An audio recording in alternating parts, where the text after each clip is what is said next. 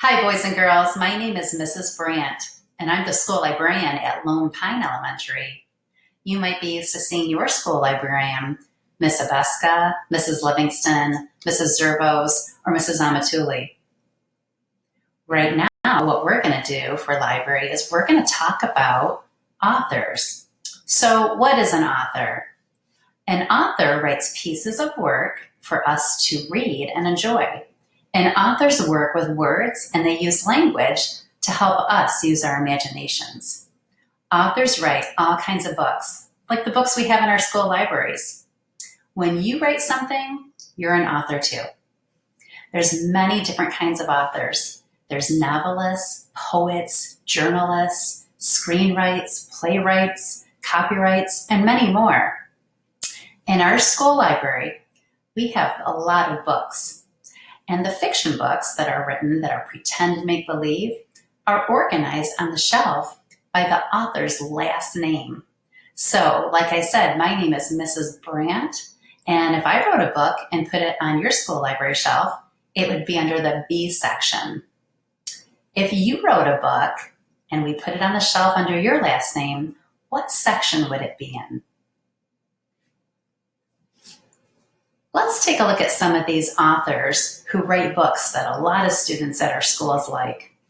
We have Ted Arnold, who writes the Fly Guy series, James Dean, who writes Pete the Cat, Jonathan London writes Froggy, Dave Pilkey writes Dogman, Freya Munishkin writes Katie Wu in the Pedro series, and also Mary Pope Osborne. She writes Magic Treehouse series. I want you to meet Elma. Elma here is a character that was created by an author named Juana Martinez Neal.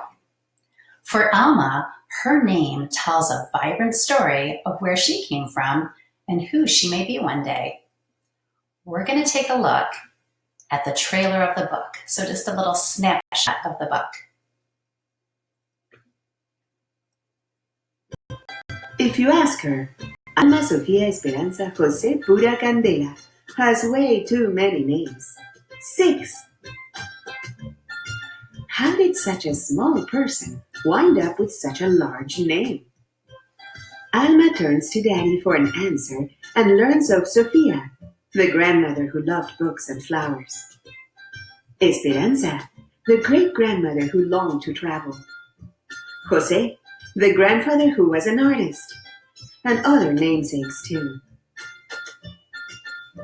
As she hears the story of her name, Alma starts to think it might be a perfect fit after all, and realizes that she will one day have her own story to tell. In her author-illustrator debut, Juana Martinez Neal opens a treasure box of discovery for children who may be curious about their own origin stories or names.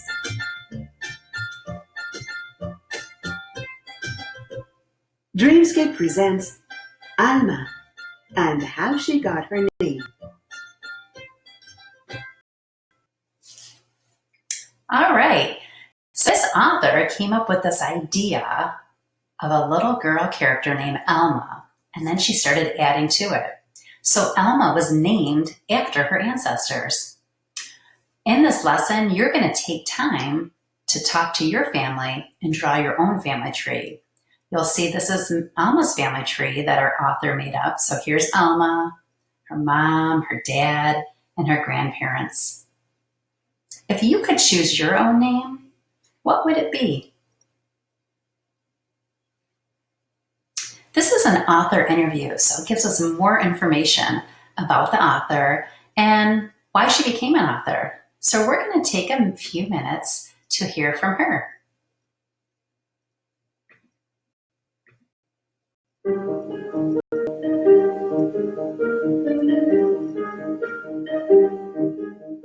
Hi there, I'm Juana Martinez Neal, and I am the author illustrator of Alma and How She Got Her Name.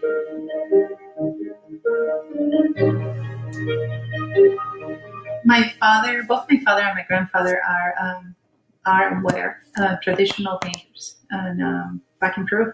I started doing illustration without knowing that it was illustration when I was 16, and I was doing mainly illustration for toys, for displays for toys. And but then I decided that I wanted to art school for painting, so I did. When I was at the end of my third year, I had my review, and they told me that I wasn't a painter, even though my work was so beautiful. That I wasn't a painter, that I was an illustrator. That was a little difficult because I didn't know what I could do as an illustrator, but that made me move to the US, and that changed my life. I met my husband, had some children, and after 10 years, realized that I needed to go back to illustration because that's where my heart was, and that was the only thing I could do. So I started illustrating, and that was back in 2004, and I've been illustrating ever since.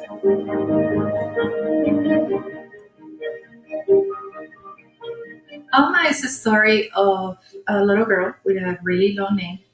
But I think the most important thing about the book is that you are everybody that came before you, and then you all together. And that's the story of Alma.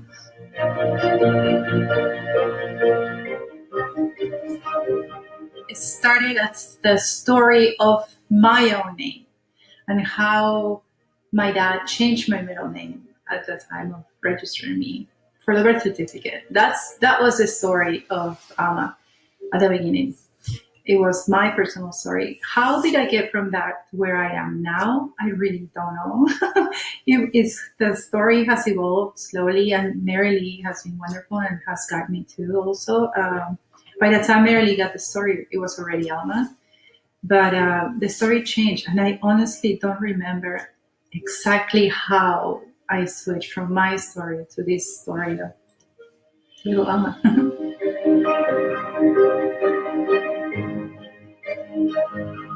My name is not that long. My name is Juana Carlota Martinez Pizarro. My name, normally growing up in Peru, most people have a less Spanish name.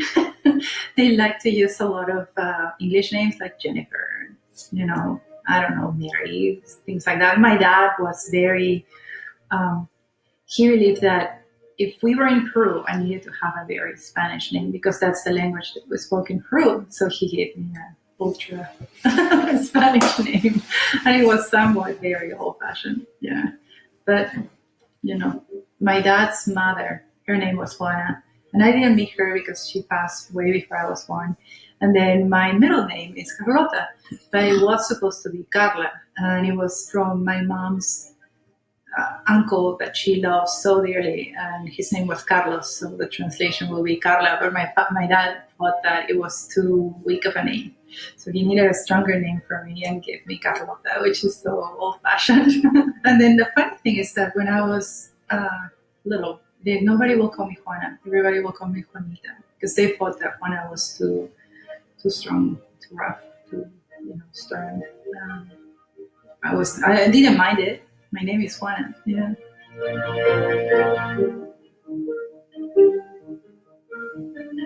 Well, I hope that Alma makes both the parents and the children ask the questions of where my name came from and who was whomever I was named after. And if they weren't named after a relative, then know why they got their name. And in some way get that bonding time, to talk to the parents and find out more about the family and who the parents were before this baby came to them.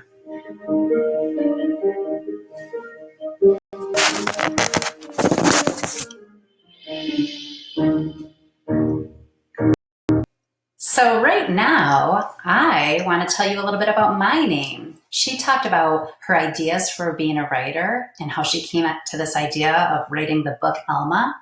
And I was thinking about that, about my name. So my name, well, first off, the kids call me Mrs. Brandt, but I have a first name, and it's Denise. So before I got married, my name, when I was a student and your age, was Denise Lynn Balsterzak. It was such a long name. So my first name I got from my dad. And my mom said, oh, I wanted to name you after your dad. So guess what my dad's name is? Dennis. And then my middle name is Lynn. And what I love about my middle name is my two older sisters have the exact same middle name, Lynn. So we all share that. And then my last name, before I ever got married, was Balcerzak. And it's Balcerzak. It's a super long Polish name. I love my name so much. And now that I'm married, my new last name is Brandt. So the kids at school call me Mrs. Brandt. All right, so other things that we're going to do in this lesson is you can think about your first name, your middle name, and your last name, and talk to your family and find out how did you get that name and see where you fit in your family tree. You might also know a story called Chrysanthemum, and that's a cute story about this little mouse that has a really long name that's a flower name. Maybe you've heard this story before at school. If not, you can find it at the public library app called Hoopla. One of the things we want you to do after the lesson is we want you to use Flipgrid. So you can see there's different Flipgrids here. This one in the top left says Library with Mrs. Brandt. This is Eastover Chats, Conan Elementary, and then Wildcats for Way.